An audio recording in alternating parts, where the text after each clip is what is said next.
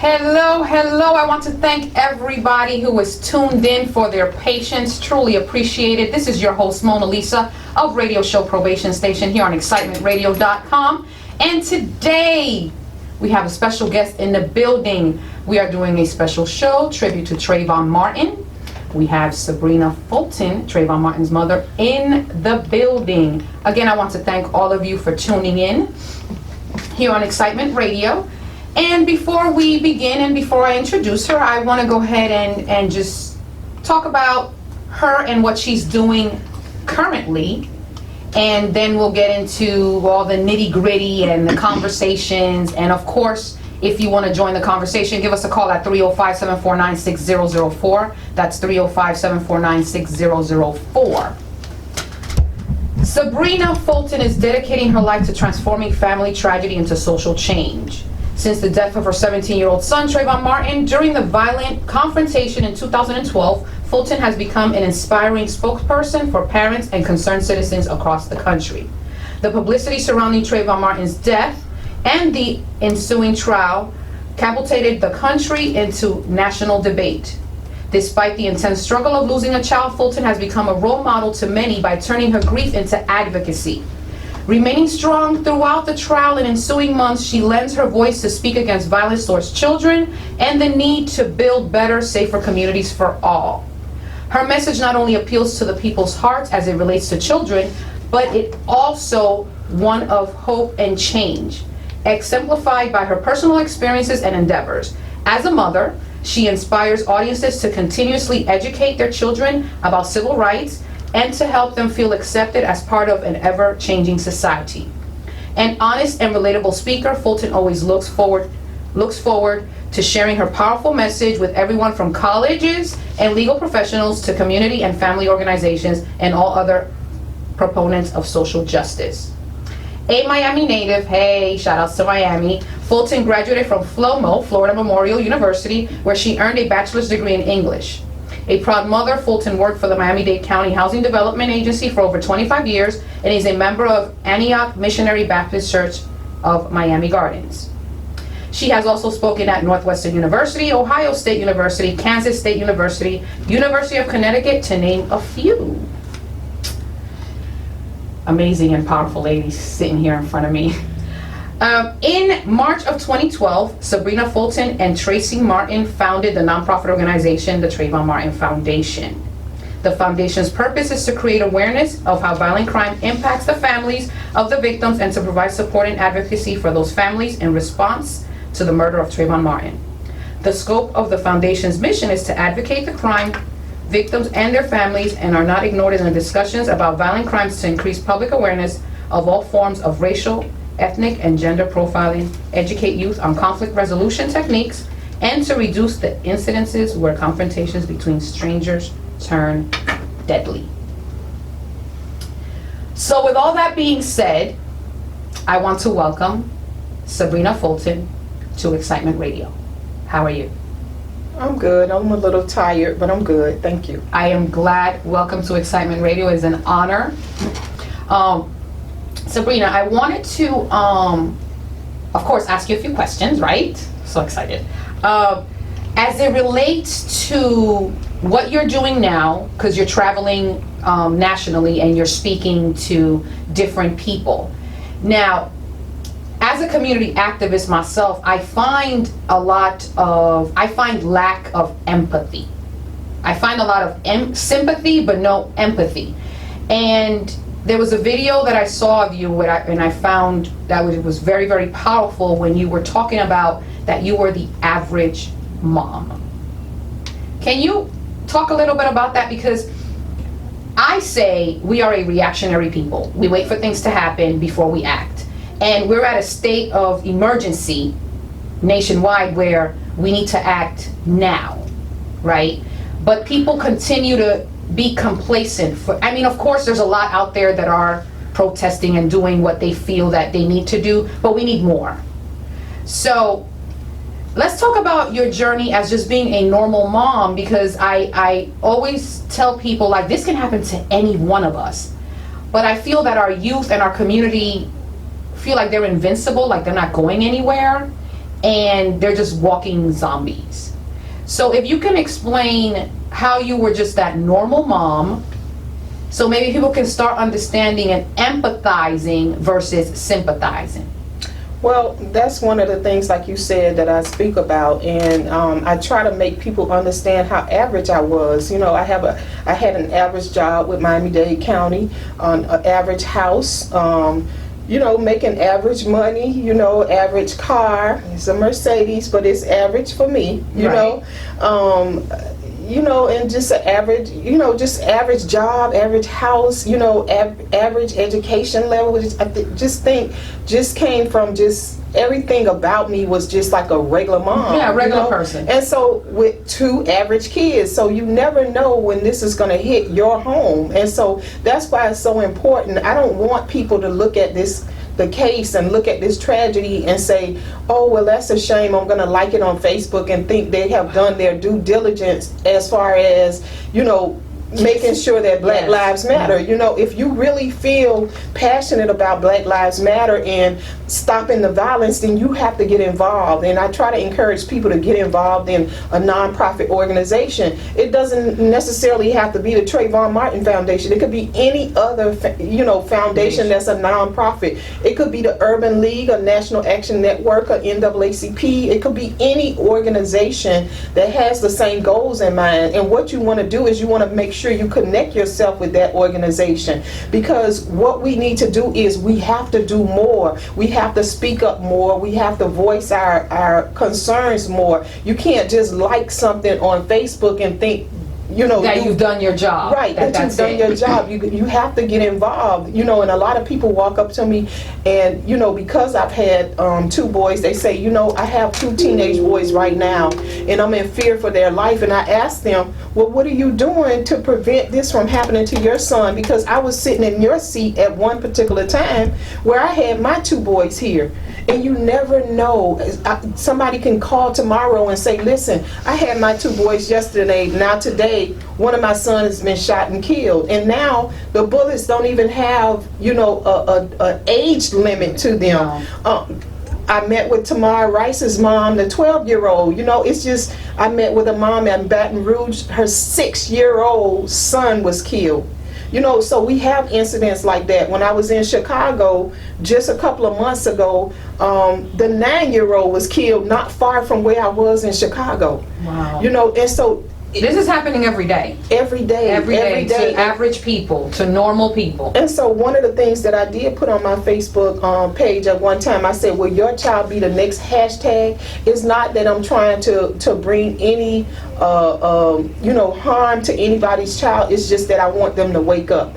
The struggle is real, and I want them to wake up, and I want them to pay attention to what's going on, and I want them to do something about what's going on, meaning you have to get involved. You can no longer pretend like this is not happening. You have to get involved and be a part of this struggle. Oh, Sabrina, you're speaking my language. This is what I scream consistently on my radio show, public speaking. We have to get involved.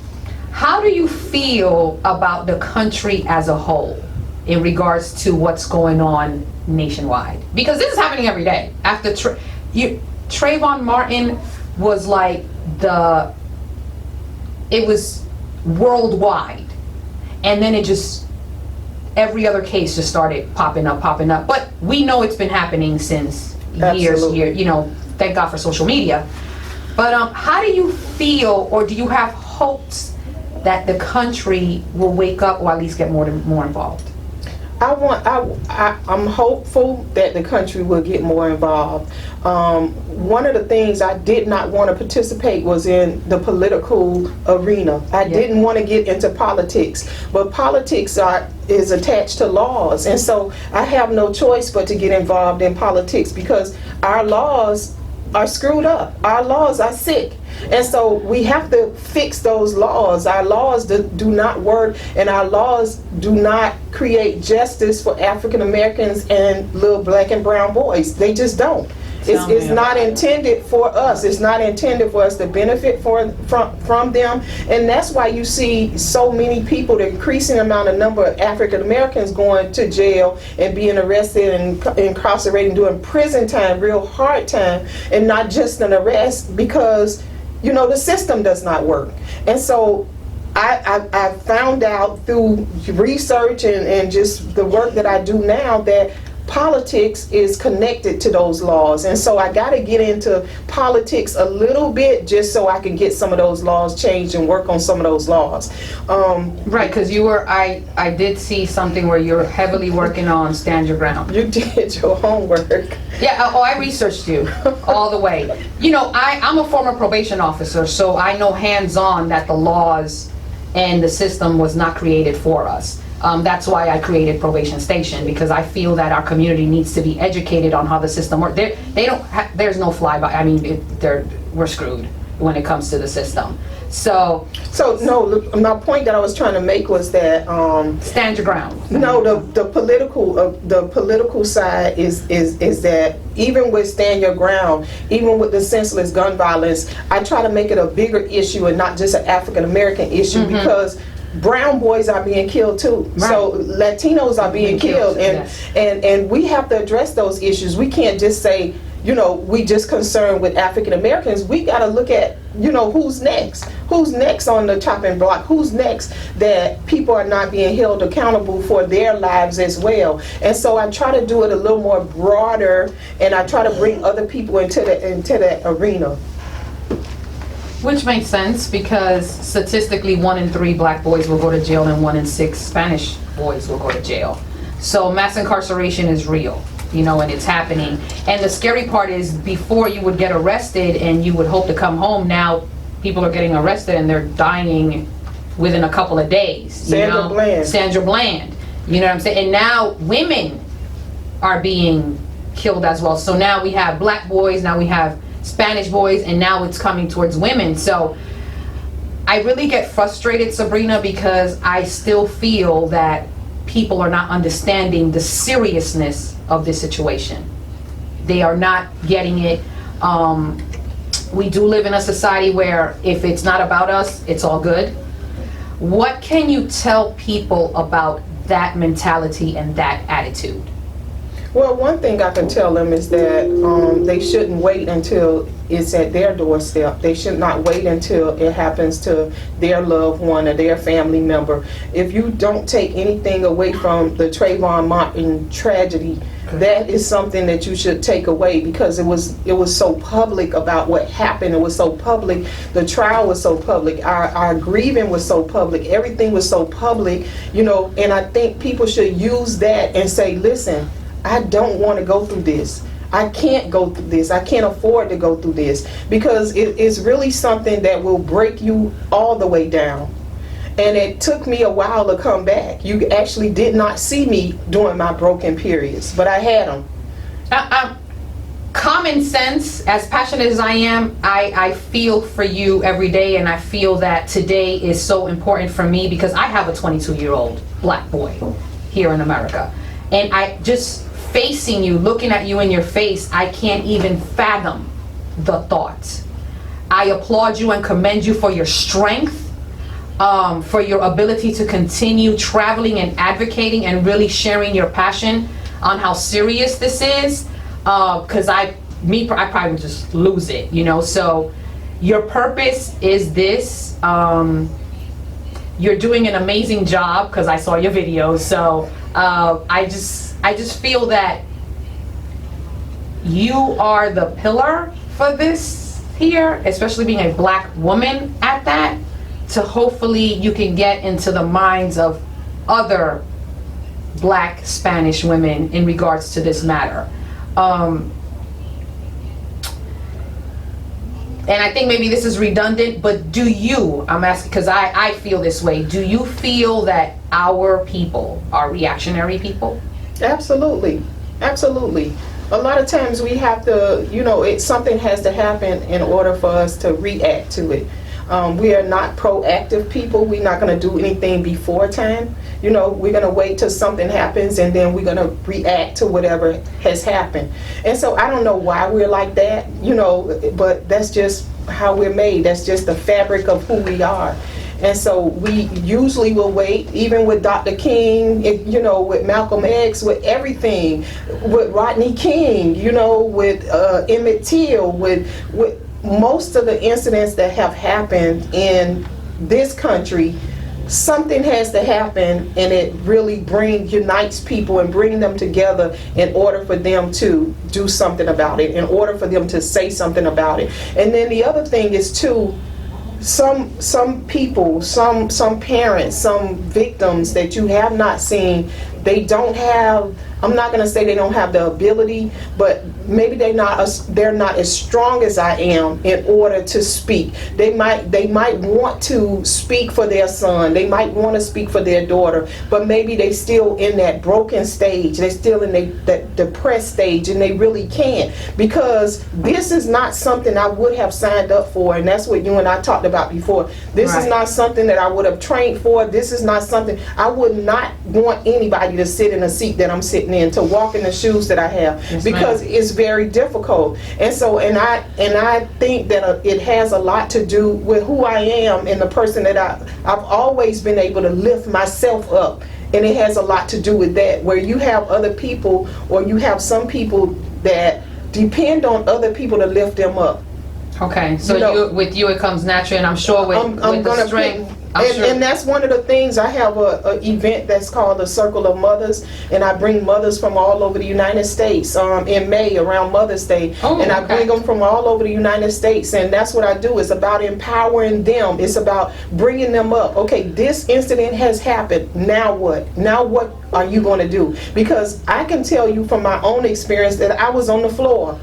And day after day, I would look at my hand, and I had nothing but tears in my hand.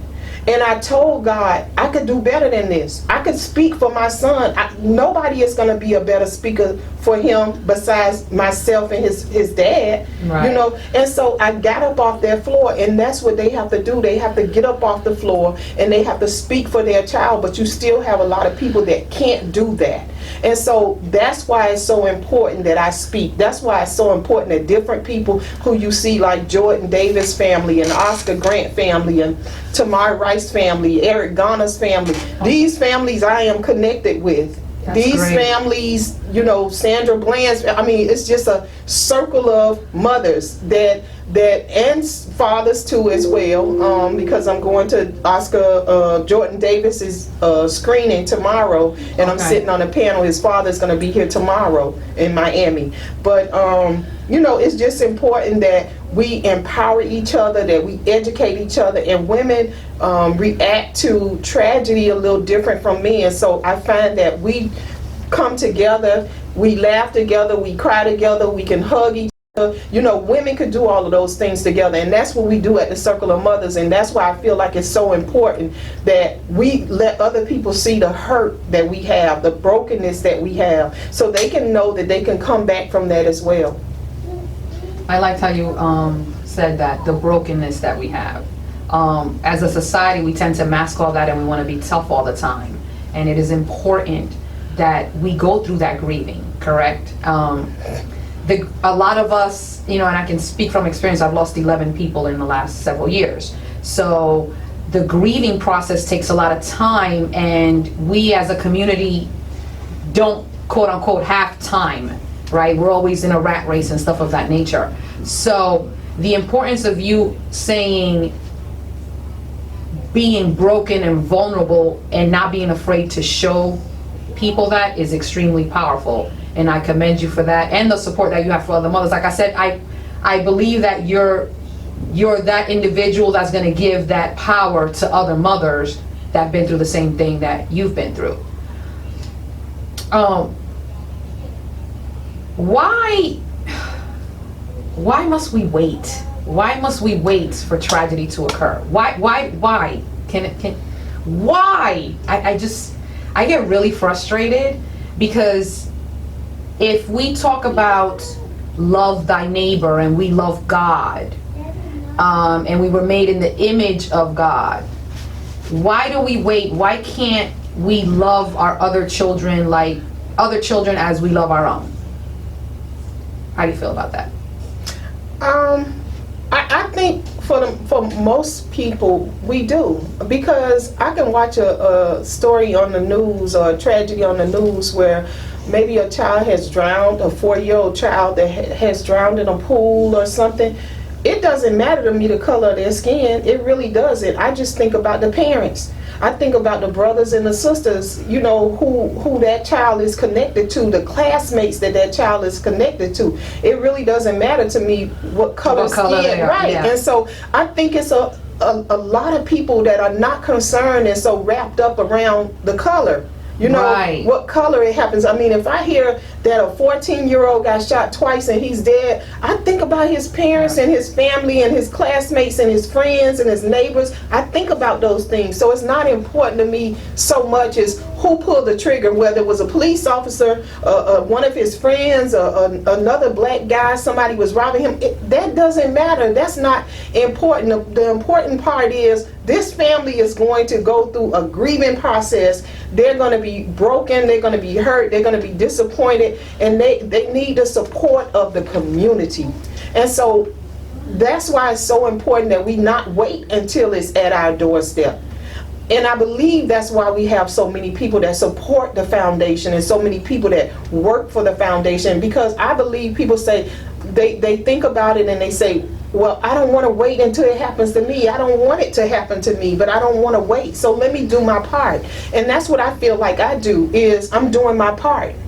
You know, it has happened to me already, but I'm doing my part. I want to try to make a difference. I want to try to make sure, even if I could save one child's life, even if I could save one mother, encourage one mother, you know, to get up off the floor like I did and tell her, listen, I'm no superwoman.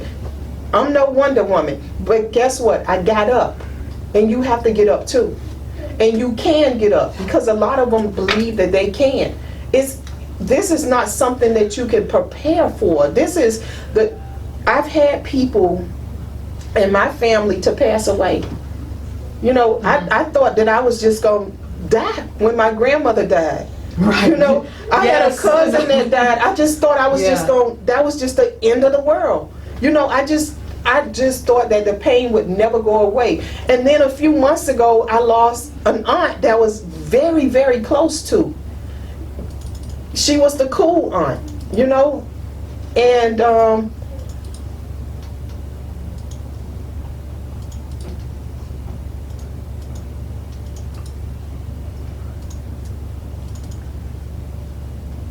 my apologies for that technical difficulty. Go ahead. okay, and so I was saying that I had an aunt to pass away back in October, and that was my cool aunt. That's the aunt that I was very, very close to, and it hurt a great deal. And so you can never prepare for these deaths, you know. And so you just have to learn how to get past it. You have to learn how to heal. You have to know the process that you're going to go through, and that's something that I'm learning. I'm still learning how to do that. I'm still hurting for my son, even though this February 26th would be 4 years. It feels like it just happened, something I just lost. It feels like it's something's missing from my life, like missing from my body. It feels like something is missing. And so I walk around each day feeling like something is missing, but knowing that I still have to go on to the next day, you know. And so it's very difficult, and I wouldn't wish it on anybody.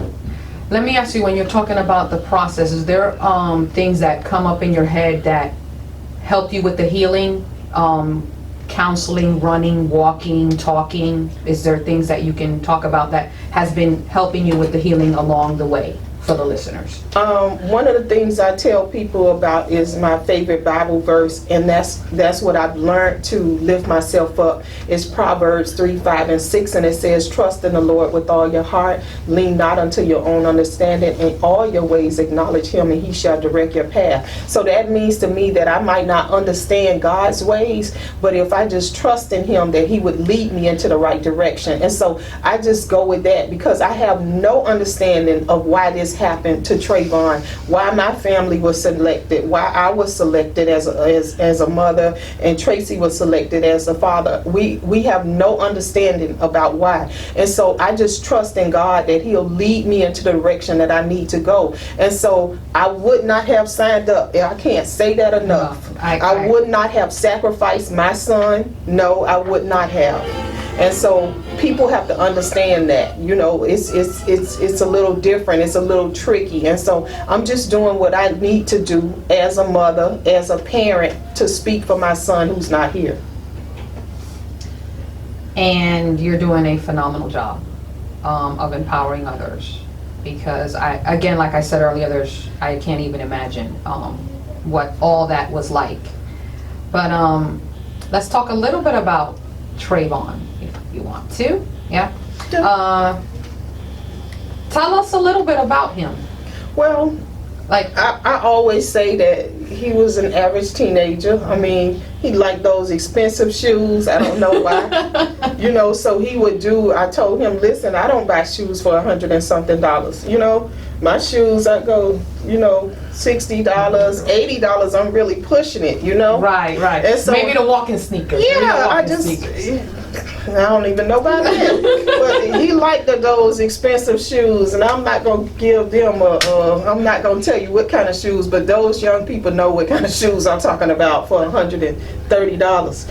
And he would stand in line early in the morning so he could get those shoes before the store even opened. And so he had just started to get in. He had been skating about maybe 3 years. So that was something that he's just got into, skating, and he was really good at it. He used to like to go to the movies, play video games, and one of the things that all the teenagers and young people do is keep those phones to their ear. That was something that he did. He loved the telephone, and so he would stay on that phone, or he's texting back and forth somebody, and just an average boy. Yeah, but he was very affectionate. He loved his mom dearly.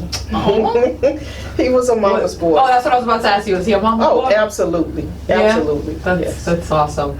How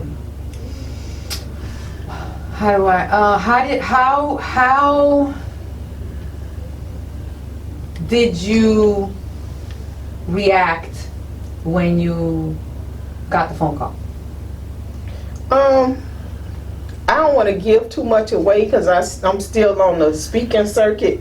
But one of the things I tell people is a lot of people think that that's the worst day of my life was when I got the telephone call that Trayvon had been murdered. But that was a bad day for me. That was a horrible day for me. But the worst day of my life was the day that I buried him. That's the worst day of my life, seeing my 17-year-old son laid out in the front of my church in all white. That was the worst day, by far the worst day of my life. And so I think if I can recover from seeing my 17-year-old child in a casket, I mean, what can this world do to me? What else can this world do to me? I think that's the worst thing in life that can happen. And I survived. God brought me through it. And I know it was him because nobody else could have done that for me.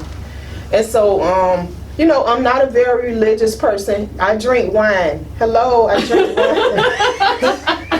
I'm glad you said that. You drink wine. Yeah, you're a normal person. Yeah, people look at me like when I have like a glass of wine or something at a restaurant or something, they look and they like, oh, she's drinking.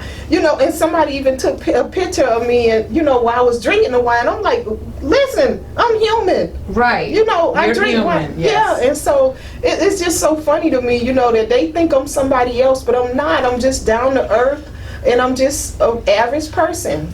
Just an average mom. An average mom. Are you still, hold on, Auntie Candy? Miss Candy. Miss Candy. Yes, that name actually came from my grandmother. My grandmother died in 2010. We used to call her Nana. And she was the sweetest thing. I would take different things to her house, and I didn't care what I took over there. It could be a pair of shoes, it could be some lotion, it could be some perfume. she didn't care what I bought. She was just so grateful for it. And she used to always tell me, "You so sweet, you sweet as candy," and that's where the name came Yeah, from. because I know you do you still bake cookies for? There's some kids that you bake cookies for. That was or Trayvon, used to and bake then cookies for. I had to bake them when he passed away. Because he would bake cookies. Yeah, the girls are 7 and 11 now. Oh my God. Yeah, they 7 and 11. I call them my bunnies, and he used to babysit them so he can get those shoes.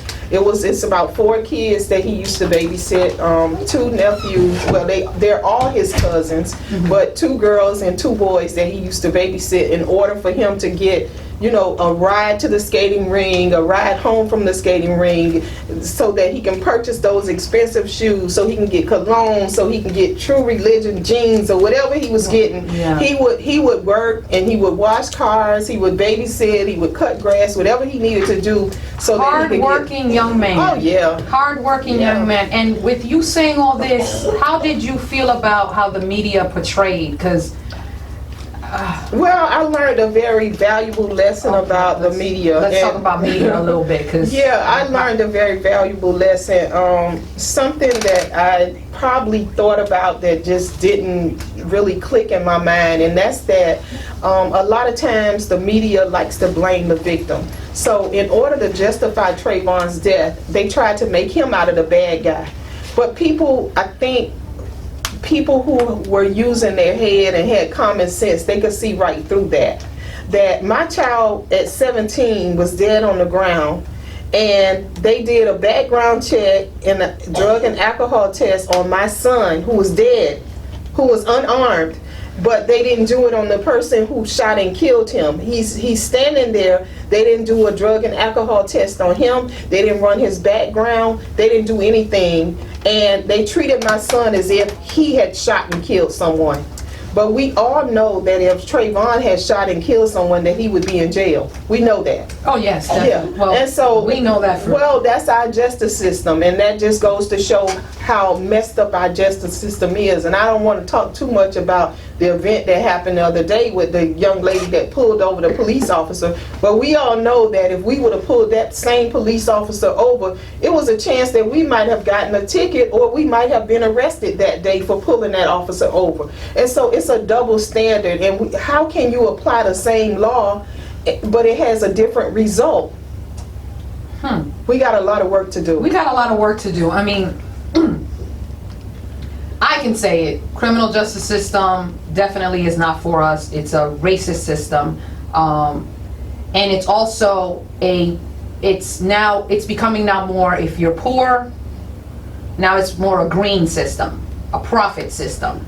So if you are poor, you're pretty much you're done. You're screwed. If you have the money to get out, get you a good, great lawyer, and there's a chance. And there's a chance. So Trayvon, hardworking, average young man. Just he was just, you know, he's just very affectionate. I mean, one of those kids that when I'm not at home, you know, he's calling me to find out where I am. I mean, when I came home from work, he would be standing at the door, you know, like. Definitely a mama's boy. Yeah, definitely a mama's boy. How do you feel about the hoodie situation? Like, how do you feel about that? Well, one of the things I think is the media hyped up the hoodie that he had on as if that was one of the reasons why he was murdered. But we all know that everybody wears those hoodies. Right. Black, white. Everyone. Mark Zuckerberg from Facebook is one of the people that stood out and said, listen, I wear a hoodie. Anderson Cooper said, I wear a hoodie, and you can't get any whiter than they are. And they came out and said, listen, I wear a hoodie. Do I look suspicious? So it wasn't about the hoodie. It was never about the hoodie. It was about the color of Trayvon's skin.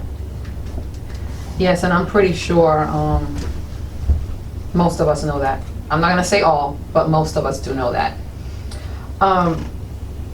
Is there anything that you want to say to the community as a whole as it relates to aftermath? like it's been 4 years, or it's going to be 4 years, and I see you standing strong. In my research of you, you appear to be a solution-oriented type of individual, mother, woman. The aftermath, is there anything you want to say to the community? Because even when I found out that I was going to do this and I kind of shared the word, people continue to revert back, you know, and revert backwards. And we're all going backwards because we as a community tend to just focus on the little nitty-picky. But when I was seeing you in interviews, I'm like, wow, this woman is so powerful. You mentioned something about you don't focus on the verdict. You focus on what's going on right now. When that verdict kicked in, what were your first thoughts? Well, let me just say that my focus has continued to change. When this initially happened, my focus was making sure that my child got home so he can have a homegoing service. That was my focus. I couldn't think about anything else but that.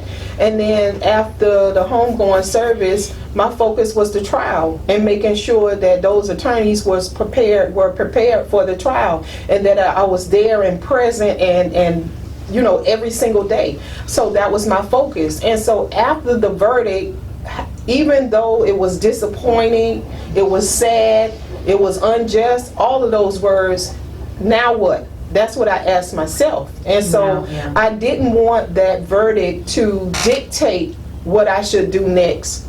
And so I wanted to make sure that the narrative that people thought about was something that Trayvon Martin's family and friends came up with. And so we kind of changed the narrative. Now it's not so much about what happened in the court system, because we all know what happened. Yeah, you know. Yes, and so we want to create a legacy of awareness of racial profiling and gun violence and all those things that's attached to what happened with Trayvon. And so we want to move forward by making sure that people are empowered, that they are healing and those type of things, and they're educated about the laws and about our justice system. And so that was us moving to the next step.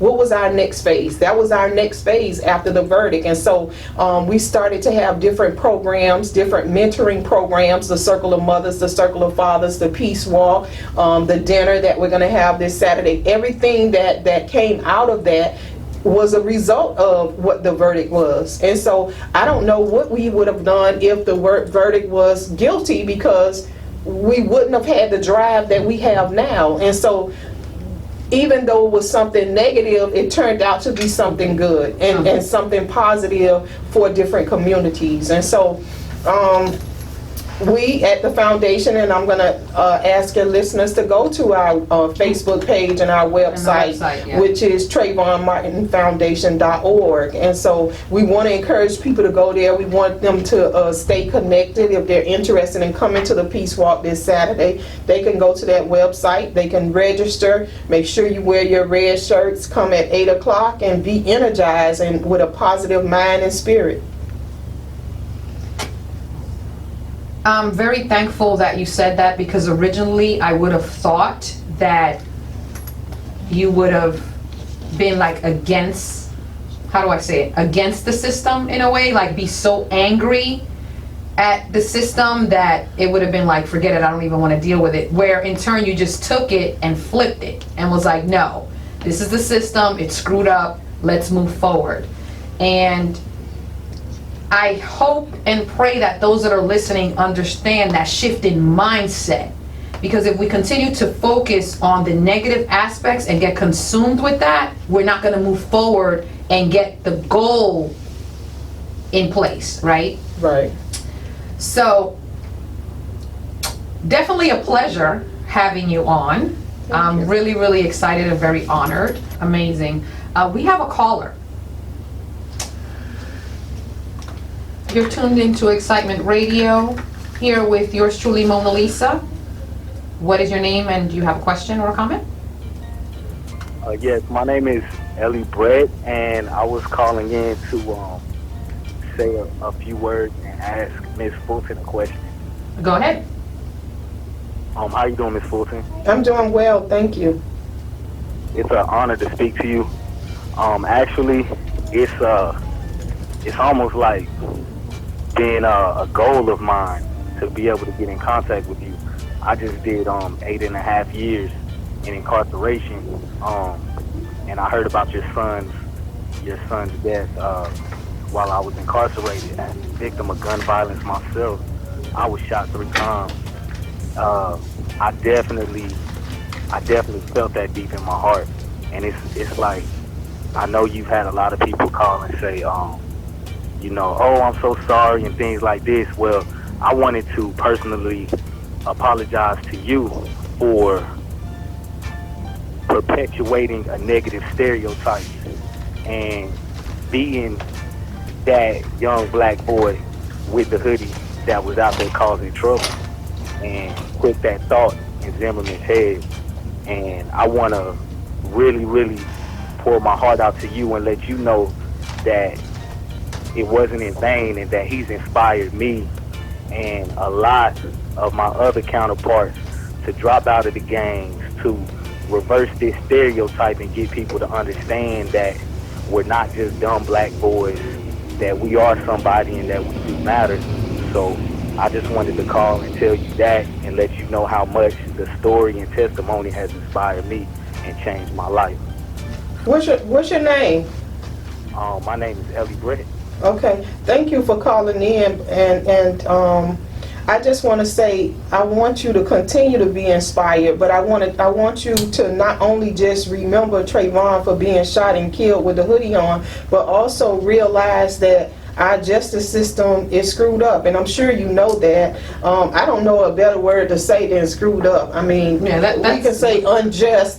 Screwed up is good. You know, we could say sick. I say sick. The system is sick, and so it needs to be. We need people like you to tell your story to our young people, so they know where you came from and what you've been through, and the fact that you've not only been to jail, but you've been a victim of senseless gun violence yourself, and how dangerous weapons are. You know, and so we need you to talk to our young people. So I would encourage you to get in touch with the foundation, because I could use your help in some ways. Oh, definitely. Oh my goodness, that would be an honor. Thank you so much. And I want to tell you like one personal story of a life that you affected. It was a young boy. I'm not gonna say his government name, but they called him Lil Z's. When I tell you that he was a menace, this man was a terrible person. But the whole situation that happened with the Trayvon case, we were literally on the prison yard. We're in the prison yard, sitting down, discussing the case that happened and the part that we took in the death. We know, we look and we say, hey, a lot of that was our fault. I take responsibility for what's going on out here in these communities, and the people that are being stereotyped because of the stuff we're doing. When I tell you that literally this man is now a preacher. This man went from being a general in a gang in the prison yard. This man now preaches. So I want to let you know personally that I've seen the power of what's going on, and I am honored that you would invite me to take part in this cause. Wow, wow. I'm floored. I just don't even know what to say right now. But make sure that you contact the foundation. Make sure, you know, you can go on the website, TrayvonMartinFoundation.org, and just shoot an email. You can go on info and shoot an email and just say that you spoke to me on Excitement Radio. And so I'll know who you are, and I'll make sure that I get in touch with you. But go ahead and hit me up. Make sure you send something to me. Elliot, Thank you so much. I appreciate you calling in. Much love, and thank you for tuning in. That was powerful. Yeah, absolutely. All righty, Miss Sabrina Fulton, truly a pleasure to have you here on excitementradio.com with yours truly, Mona Lisa, host of Probation Station. Any last words? Last words, just be encouraged. Thank you again for tuning in to excitementradio.com with yours truly, Mona Lisa and Sabrina Fulton. Until next time.